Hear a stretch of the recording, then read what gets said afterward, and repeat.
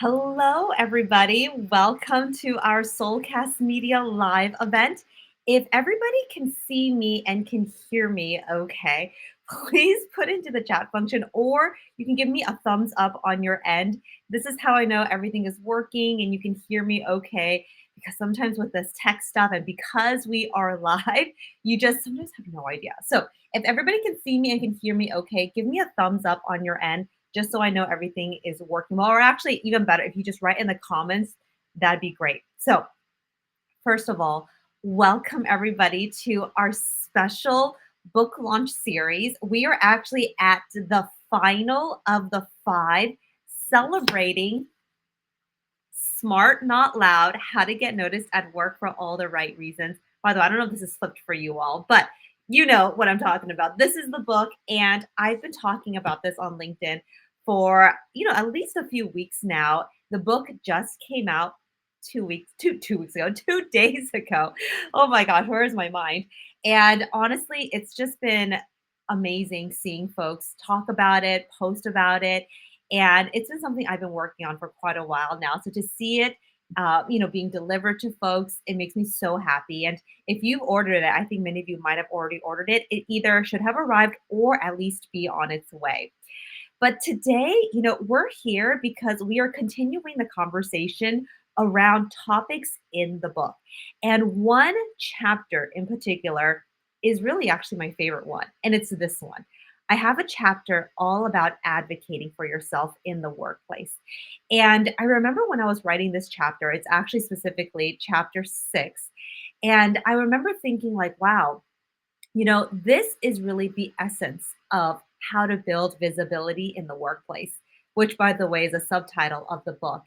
And I remember thinking how hard it was for me to advocate for myself. And, through the years and, as with my experience being a journalist, you quickly realize that this is a skill, it can be improved. And as long as you know what to do and then implement it and then continuously practice, it gets way easier, which is why I'm really thrilled that you all are here and you're, celebrating this special time with me. And like I said, thank you if you've ordered the book. And if not, in just a few minutes, you'll see kind of like the options of like how you can get your copy and including some of the emails we've been sharing with you guys on the links you can go to order the book. Now, if this is the first time you're meeting me and joining one of our lives, I want to say hello. My name is Jessica Chen. I'm the founder and CEO of a communications training company called Soulcast Media. So we work with a lot of the Fortune 100 companies. We come in, we host workshops, speaking engagements on all things communications, which, by the way, is many things: presentation skills, developing executive presence, interviewing, for example, advocating for yourself. These are just some of the topics that a lot of folks are like, we want our team to get better at this. For example, like public speaking. And my journey though was we started Soulcast Media about 5-6 years ago. But prior to that, I used to be a journalist and I was in that industry for about, oh my gosh, it was about 10 years. And one of the reasons why I decided to leave and start a communications company was because of this. I was not a great communicator when I first started. In the book, I talk about growing up in what I call a quiet culture and how growing up in a very traditional family, we were basically taught the opposite of communicating. We were actually taught to more just keep to yourself, put your head down, work hard. But then you quickly realize that when you go out into the, professional corporate world, for example, it's the people who know how to talk about themselves, talk about the impact. They're the ones that get noticed, even though you are working just as hard or maybe even harder. So, that's really why I wrote the book because it takes all my years of knowledge and just kind of like communicating, working with people on the communications front to help them build that visibility. So, with that, I am so thrilled to bring my guest up. Selena has been on our Soulcast Media Live before, and the reason why I wanted her to come back to talk about advocating for yourself is because I think she is one of the best people when it comes to this topic of advocating. And her and I, we're going to share, this is going to be a conversation. We're going to share our tips, and her and I are just going to kind of share our thoughts of what you can do and how you can do it. and how you can even approach it. And by the way, I want to let you know that, this session is for you. So if Selena and I were talking about something, we're sharing our feedback, our tips, things that we want you to know, and you're like, wait, Jessica and Selena, I do have a question about that. This is where you can use the chat function. It's there for you because we want to make this session about you. So, with that, I'm really thrilled to bring Selena up and we will just get the conversation started. So, with that, let's see. Selena, can you see me and hear me? Yes. Hello, Jessica, and congratulations on your book. I'm so excited for you and a big hello to your community who's joining us today. Well, Selena, I already kind of teased why I wanted you to be here because I know this is a topic you talk a lot about yourself, which is advocating and I think linking it to the communications front, which is what I do. I think there's a lot of amazing synergies. There's going to be a lot of good tips we're going to share. But Selena, for those who don't know who you are, please do a quick intro of the work you do, the book you have as well, so folks can get to know you. Awesome. Yes.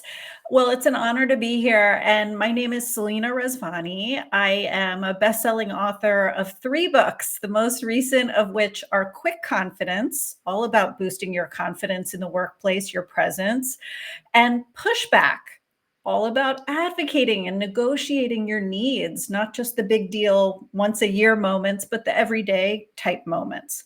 And I also wrote The Next Generation of Women Leaders.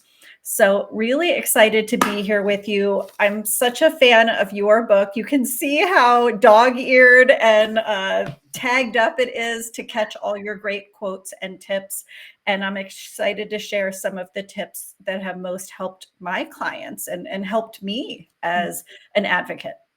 Well, you've been a huge inspiration to me. And I see, by the way, for those who don't follow Selena on LinkedIn, you got to follow her. She talks again a lot about advocating, presence, and communications as well. And so, like I said, this is a huge honor for her to be here as we continue sharing our tips because we want to help you all. I think communications, and, let's just kind of dive into this, Selena. I think for a lot of us, communications is a skill. And perhaps some of you might resonate with that story I shared earlier, which is like, growing up in a traditional home, you don't really, you aren't really taught these things.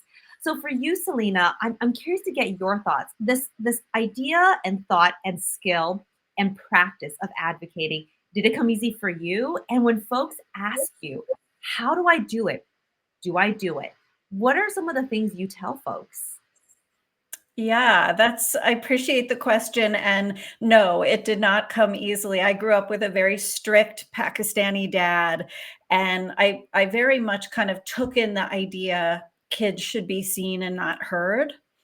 Um, Take just enough, don't kind of upset the balance, don't be too vocal.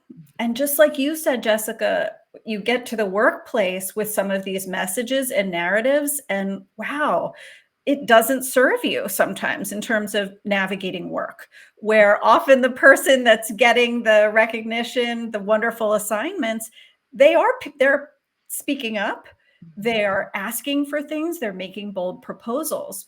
So for me, it's been a journey of sitting on the sidelines at times and watching, noticing, wait a minute, this is not doing me any favors, staying quiet, hoping I'll get noticed and seen.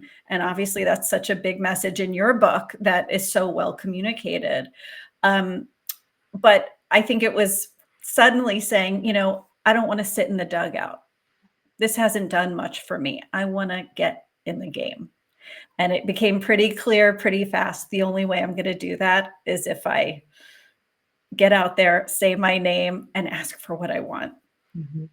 I think for many of us, it's that first, exposure into seeing how you're like, wait, I work really hard, right? Like I know my stuff. I studied this. I get it. Like, and I can execute and I, turn things in on time, right?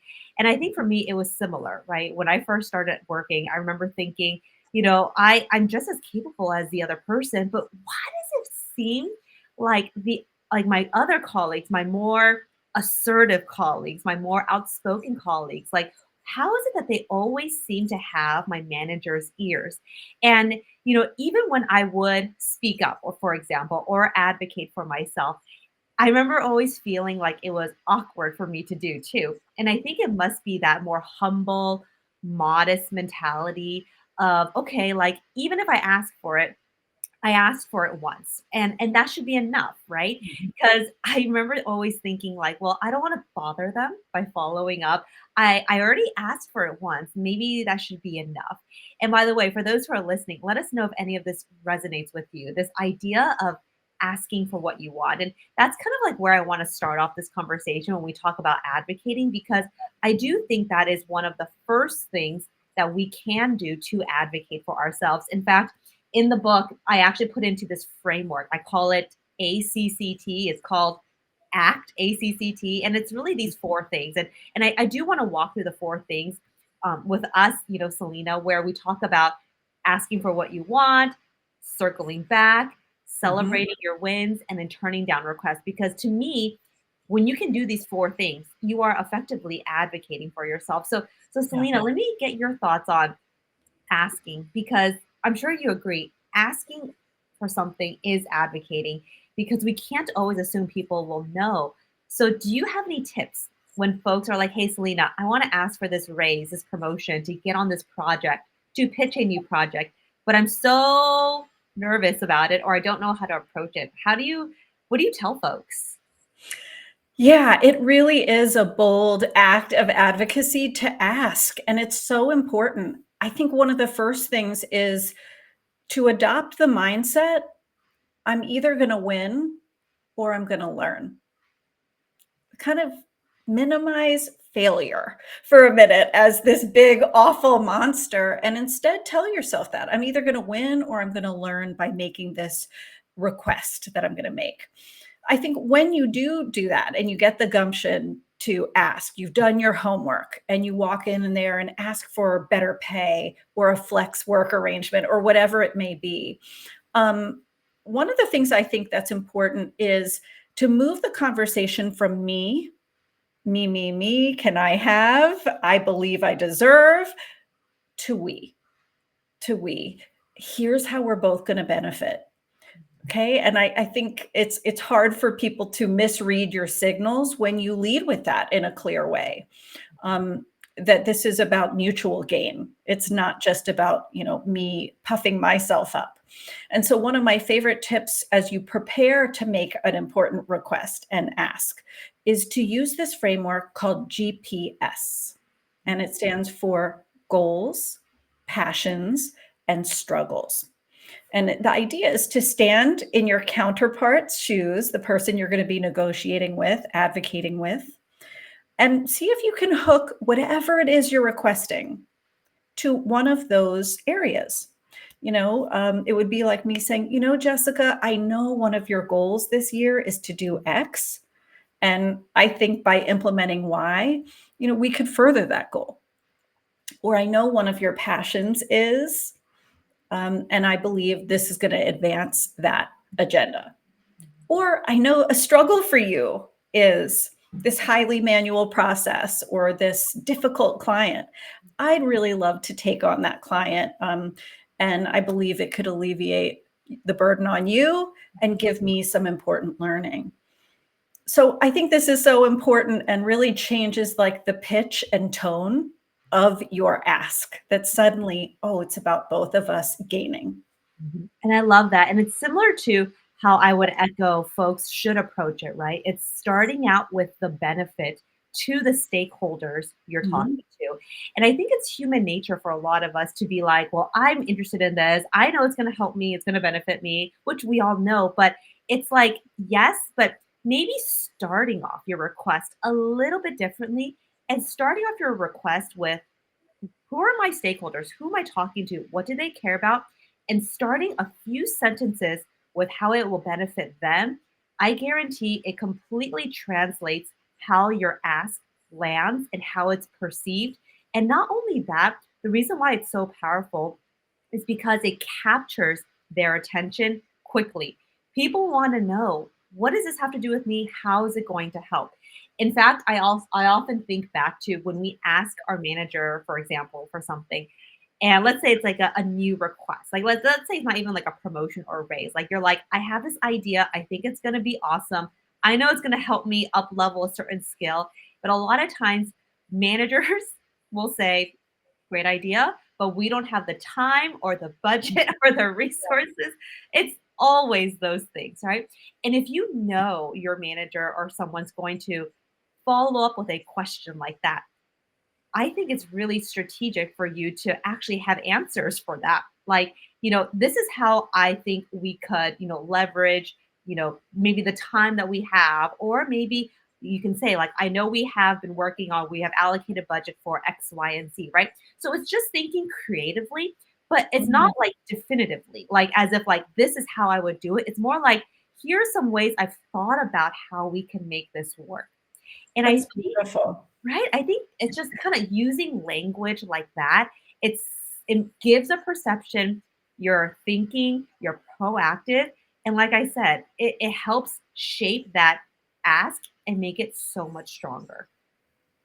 Yeah, I think you're absolutely right, and I think it just, again, hits home that this is a long-term relationship potentially. This is someone you may negotiate with multiple times. So they're going to remember next time that you actually cared about their game.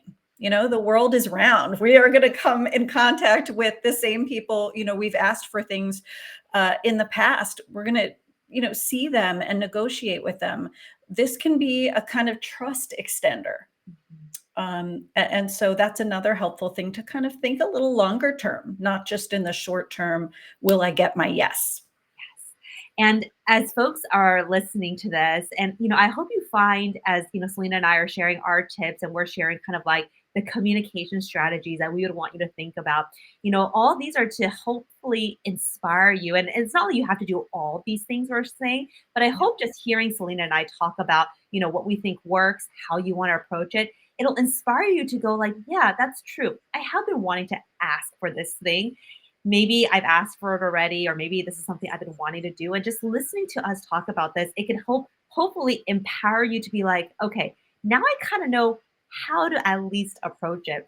And by the way, I want to go move on to, how do you follow up? But before I do that, I do think it's important to acknowledge that if your manager or whoever you're asking something for, which is part of advocating, if they say no, it doesn't mean case closed. It doesn't mean that it's personal in any way. Sometimes there are bigger forces at play at work, circumstances, the timing that maybe we're not even, aware of that if they say no, it doesn't mean it's a bad idea or it's a reflection on you. So this actually makes me want to ask this question, Selena. When folks deal with rejection, how do you kind of walk people through just even that narrative that can sometimes solidify in our mind of like, oh gosh, that was dumb. That is not a good idea because we shouldn't go there. Yeah, we shouldn't go there. I always say no good self advocate is an island. So this is a time to tap your network. Don't sit in isolation in the dark thinking about your quote unquote fail. Instead, talk to people, talk to someone further along than you at your organization. They just might normalize getting that no and help you see it entirely differently. If it applies, talk to people in your network, maybe external to your organization, and ask for their read. If it's possible to ask this person who said no or somebody with similar knowledge, ask for some feedback. Mhm. Maybe you can tweak your proposal, even 20 degrees so that the value really comes through. And then, of course, don't be afraid to author that final chapter, that ending of the story, and kind of launch a do-over, a comeback of some kind. That's huge. And the more successful people you meet and talk to, the more they say, I didn't get it right the first time. There's no shame in that, Mhm. right? Treat it as a baseline that you're going to work up from, and improve upon and tweak and iterate. Negotiating is no different than any other kind of problem solving. in a sense. We often need more than one try, and that's totally okay. Totally okay. And I've always found that folks, like when you think back to people you admire, for my listeners and the people who are watching, when you think back to somebody who seemingly appears very successful, I think what makes them so successful is because they've gotten really good at processing rejection. The people who dwell, sulk, right? They're the ones that, oh my gosh, it's like, it's okay because those are very, and that's something, it's okay because those are very, human feelings to feel sad and disappointed. Absolutely, right? Like I feel that stuff all the time. But I think it's kind of knowing when to kind of flip the switch. And I love how somebody was like, no is a next opportunity, and that's Yeah. exactly how I would want you to see it. And it's just a reminder that feeling sad and disappointed is totally normal. It's completely human, but it's knowing when to continue on, which goes into my next thing of advocating. And this is part of the framework that I have in the book, the ACT framework. It's like, okay, well, you asked for it. Maybe you didn't get that yes initially, but Mhm. circling back, which is the C in ACT, circling back, it can feel very awkward for people. And I teased this initially where I was like, I don't want to bother them. Like, sometimes you create this narrative in your head. So Selena, what are your thoughts on circling back with folks, and how can people feel, less uncomfortable with circling back? What are some tips that you would share with folks? Yes, I have experienced this firsthand in my career. About 10 years ago, I got a dream opportunity that kind of came and fell on my lap. I interviewed to be a global spokesperson for a company I really admired and liked, and I didn't get it. And in the rejection email, it said, Selena, great to meet you. Stay in touch. We're going to go in another direction. And it just felt like a gut punch. It just, oh, how could this have slipped out of my fingers? It was a rare opportunity for me, and I was pretty heartbroken. But there was something they said in that rejection email to me, and it was stay in touch. And I think when you're trying to launch a comeback, a do-over, a circle back, to use your great term, I would say lean towards having a bias to action. So, like you said, don't inhabit the initial rejection. Don't live inside that, right? You can visit from time to time. You can feel like, all right, I'm thinking a lot about, the sting of getting that rejection, but make a point to give yourself a time limit. It's okay. I'm going to feel down about this and really kind of crappy and not good today. Tomorrow, I'm really going to make a point to turn the page and kind of come out of that. Um, the other thing is, when it came to my spokesperson opportunity, raise your hand a second time. Ask again. I understand how cringeworthy it can feel. You might tell yourself a narrative. They think I'm a loser. They don't like me, and they've already made that clear to me. Who am I to go back? And right, we all have some version of this in our head. But in that moment, this opportunity meant so much. And I think that eclipsed my cringeworthy, icky feelings. And I did go back and I said, look, I understand this opportunity didn't work out, but I have an idea for a different partnership.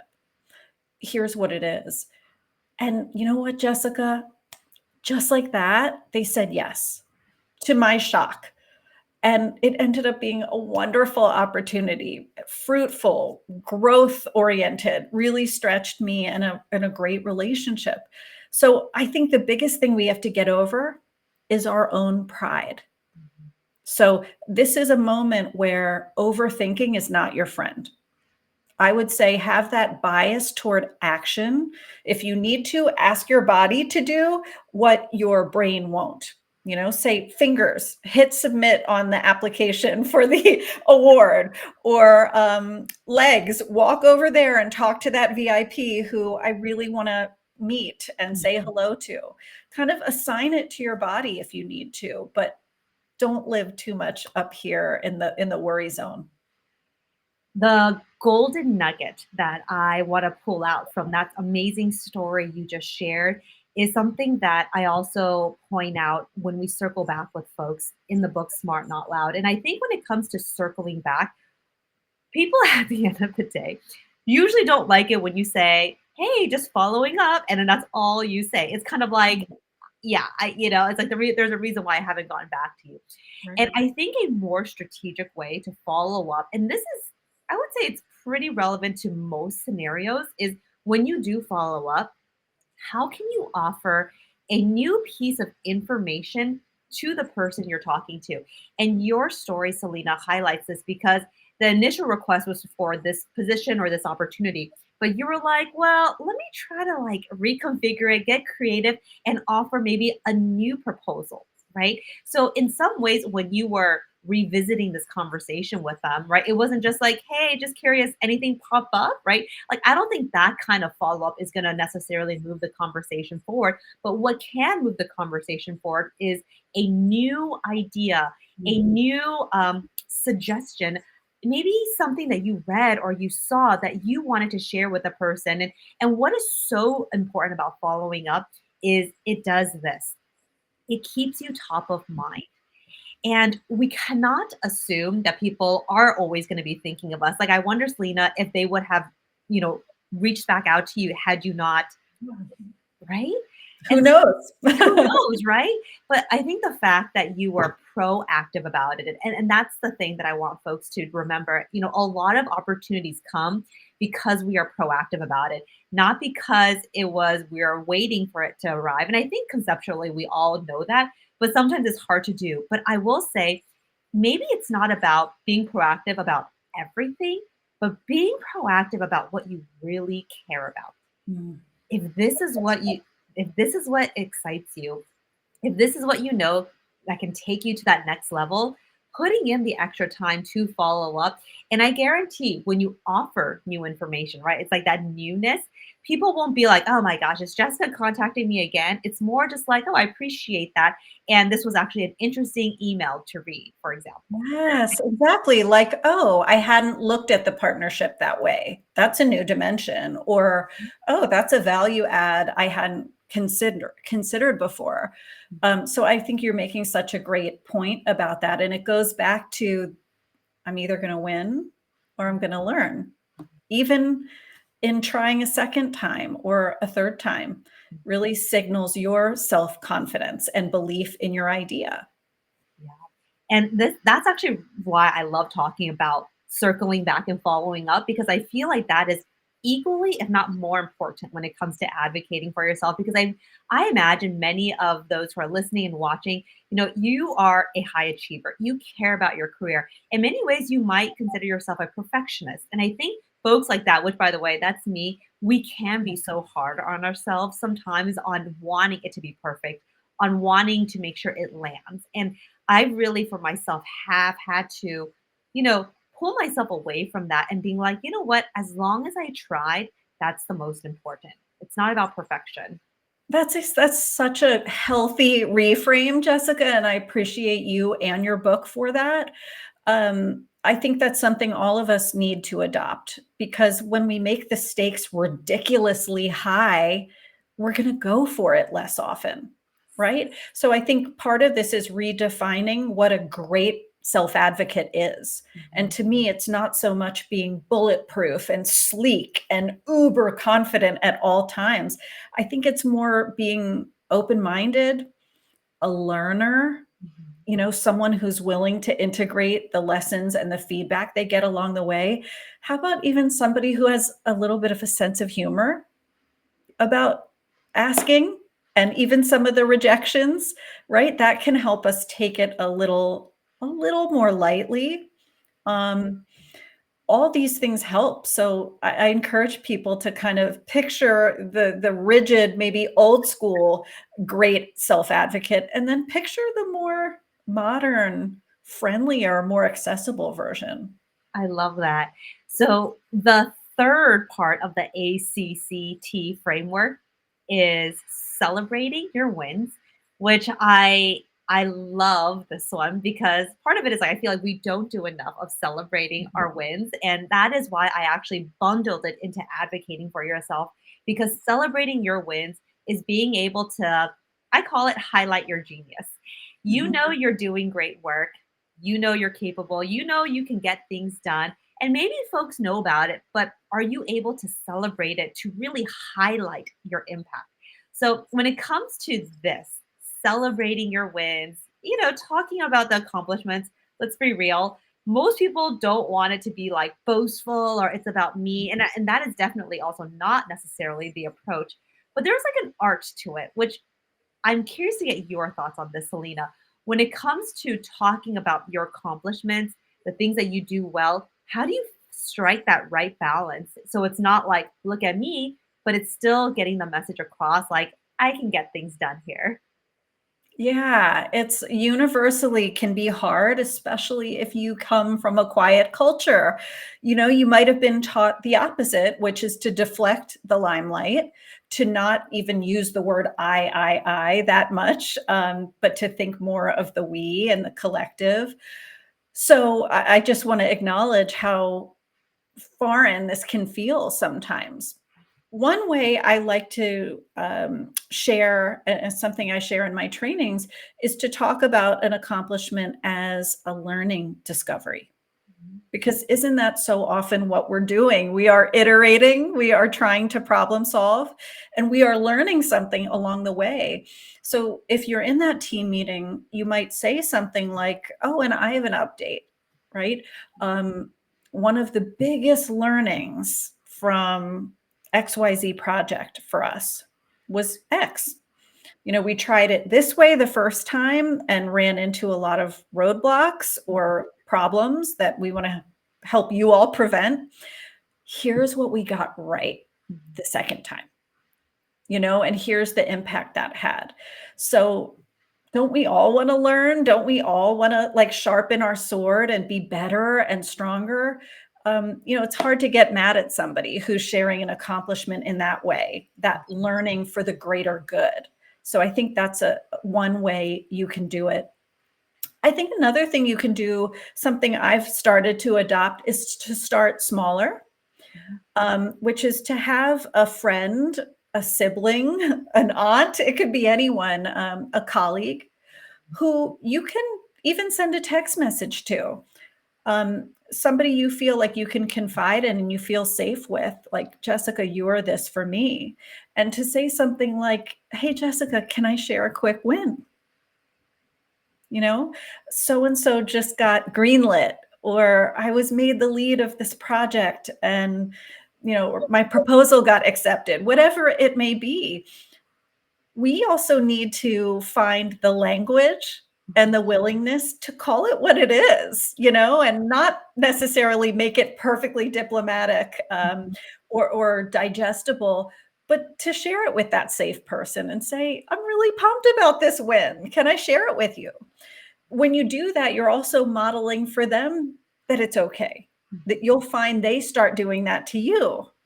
And with some of my author speaker friends who are in the same boat with me, if the three of us meet, we'll often say, like, what's a question? What's something that's making you scratch your head? And what's a win? Let's go around. And you normalize sharing wins. So that's something you can do if you're listening today and maybe you're a team leader. What an energizing way to start or end a meeting. Share a win.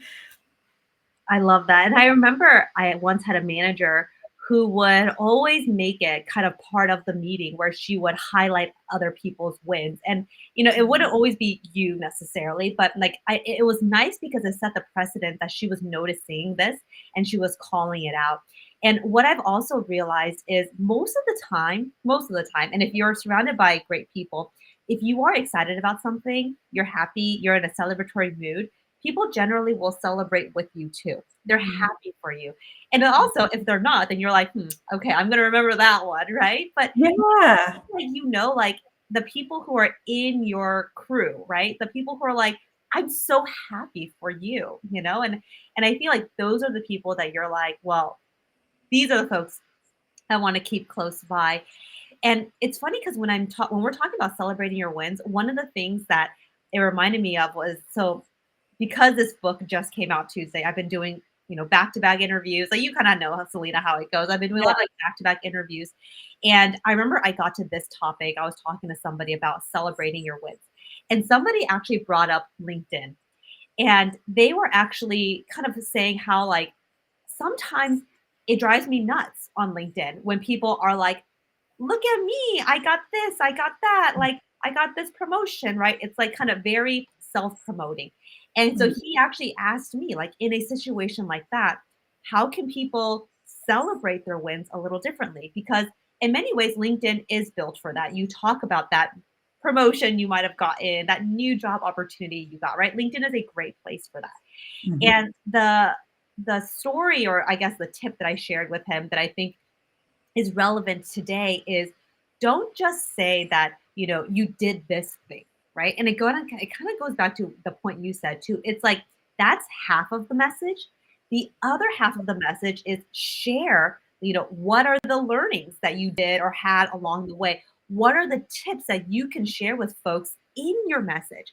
So here's an example, like oftentimes I'll post about the trainings that I do because I'm just so happy that I got to work with this client or I finished this training.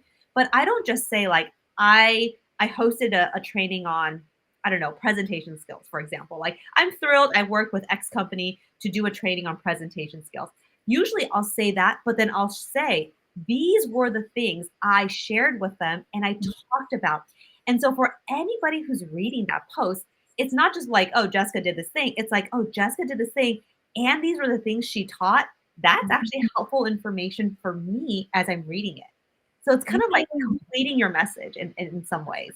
I think you're so good at that and doing it authentically, right? You're also modeling your message, which is like you're not really going to do yourself any favors by keeping this totally to yourself. And so I think you make an excellent point about, will this add value? How can I frame this social media post, Mhm. this humble brag moment, like whatever it may be, to add value? And Yes. I think that's a great litmus test you can use. The other thing I just want to quickly say is you can see it as information sharing. Mhm. Here's breaking news in my industry. I want to share this and use it as a conversation starter. So it's not so much about me, right? It might be, hey, what do you all think about this new development or trend? Mhm. Or, of course, you can use your posts to amplify someone else. Mhm. Jessica's amazing book is so awesome. You should go check it out and read it. Feels really good to promote other people and amplify them. So it certainly doesn't have to be all about you. I just want to add one quick point here. If you are with us today and listening, or even listening to the recording after the fact, sometimes when I do self-advocacy workshops, and I ask about who's self-promoted and shared their accomplishments, I'll ask managers in the room, how do you feel about your people sharing accomplishments with you? And it's universally positive. They will say things like, oh, it's great because it keeps me informed. It gives me good news to share with my leadership. Now I have something great and newsworthy to share in the next high up management meeting. So and so just did this, or so and so got this accolade from a client. So and so got this repeat business.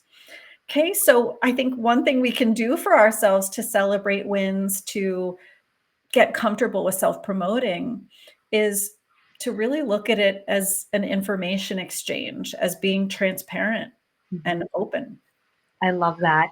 And this transitions perfectly into the last point, which is advocating for yourself. And it's the T, which is turning down requests, basically saying no. And oftentimes when I do a talk on advocating, this is the hardest for people to do, which is saying no. And it's understandably so. So Selena, like, what are some tactical? Do you have any like tactical communication tips on like how can you say no? And let me kind of like anchor this by saying no is important too because our time is limited. Our capacity is we only have a certain amount of hours every day. So saying no is how in many ways you can create boundaries and protect your time. So how do you think about saying no, Selena? It's taken a lot, to be honest with you. A lot of my female role models in particular did not say no to a lot. So They worked so hard, and sometimes to the point of burnout, as a norm. And I often share with people the quickest way to sink yourself is to say yes to everything. So, uh, in the spirit of all of us having well-being and good mental health, consider this a really important part of self-advocacy, turning down, saying no.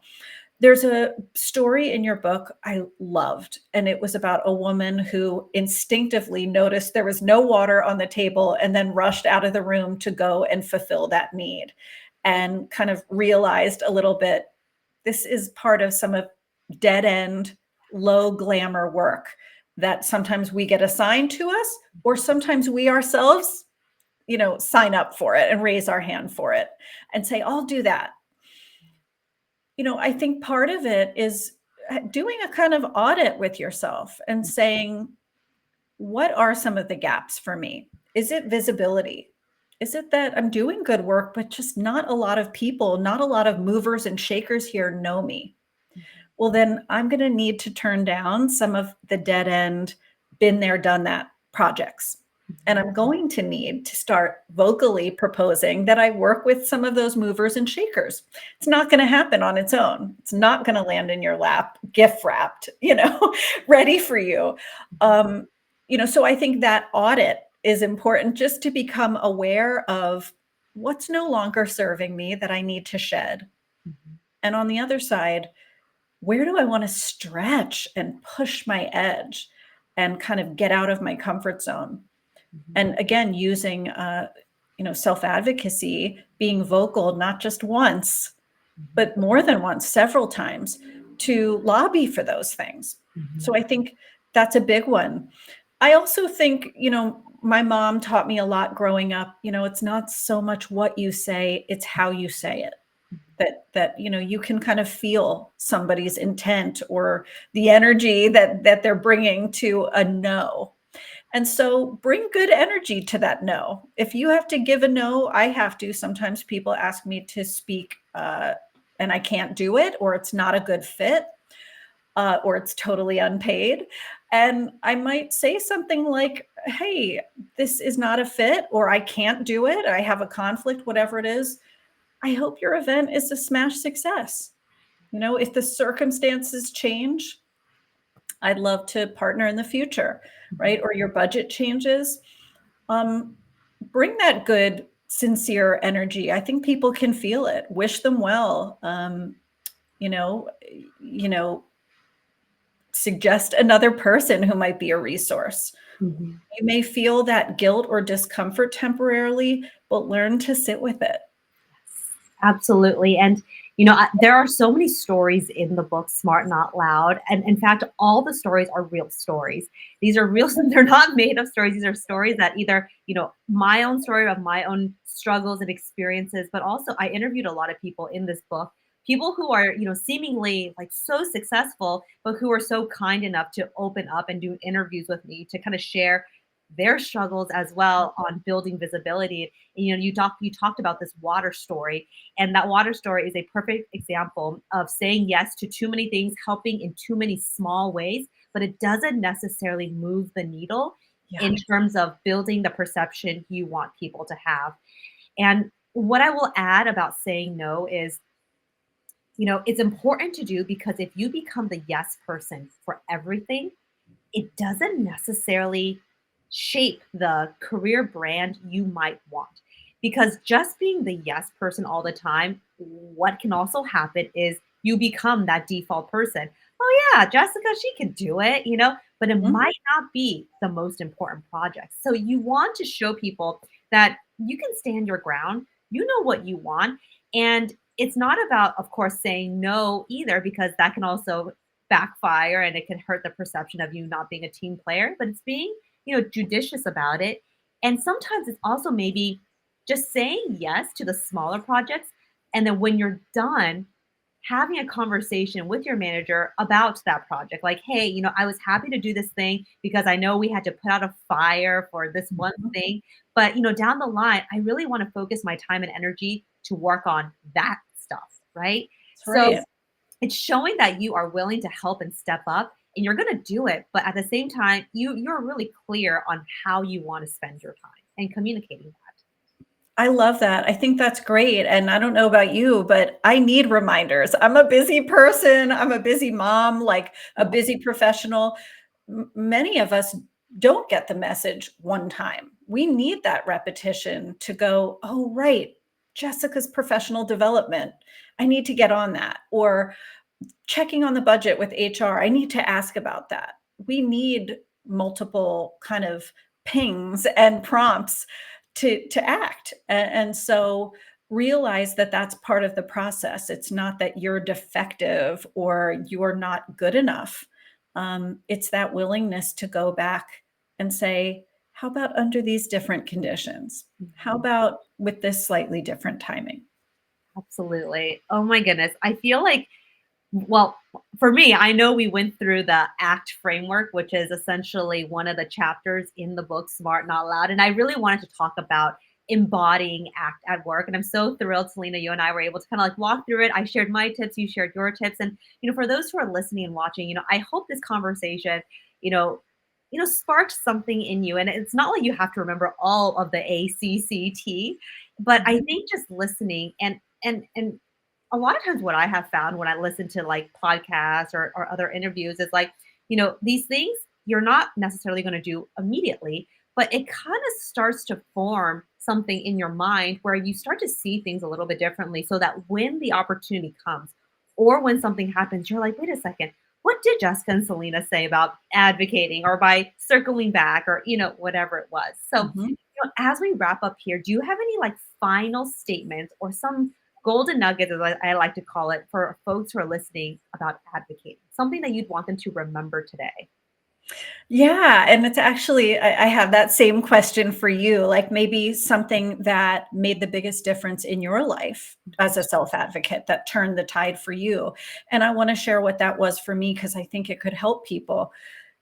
The single biggest impact change I made that made me a better advocate was moving from a harsh inner critic type voice to more of a encouraging, supportive coach voice.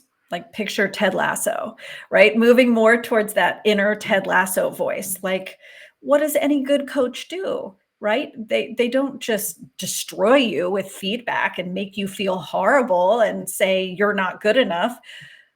They're going to catch you doing right. They're going to say, "Oh, I like what you did there. Next time, try it this way, just a little bit." Or they're going to say, that was phenomenal what you did out there. Do that again. Or they're going to say, okay, I'm not sure where your head was with that last move. Can you make a point to do it this way? But notice it's not, deeply critical. It's not, terribly mean or discouraging. And that can make all the difference. When you're advocating for yourself, don't tell yourself no before they do.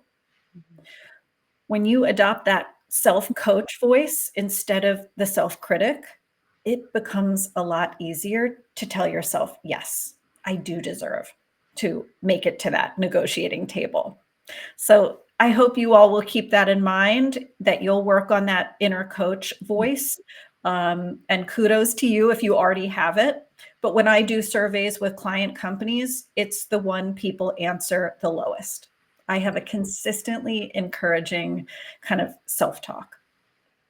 So this is something we can work on. But how about for you, Jessica? You've done all this work, you've shared so much with people. Has Mhm. there been like a catalyst for you that made the difference or a game changer? I would say, and this doing this session with you, Selena, is a good example of that. And I think the last golden nugget that I would want folks to walk away is actually finding something to celebrate. Actually, finding something to celebrate this week that you did. And part of us doing this Smart Not Loud book launch series is to celebrate the book coming out. So in Yeah. many ways, I'm trying to show folks that, if you do something good and you're proud of it, and even if it's not perfect, I mean, really, right? If not, there's no such thing as perfect. It's not dwelling on the imperfection, but it's just celebrating what a darn good job, that you did in finishing that one task, right? So if Yeah. I were to challenge the folks too, and to think about you this week, right? What's something that you did the last week or two that you're like, wow, I'm actually really happy that I finished this project, but not just acknowledging it.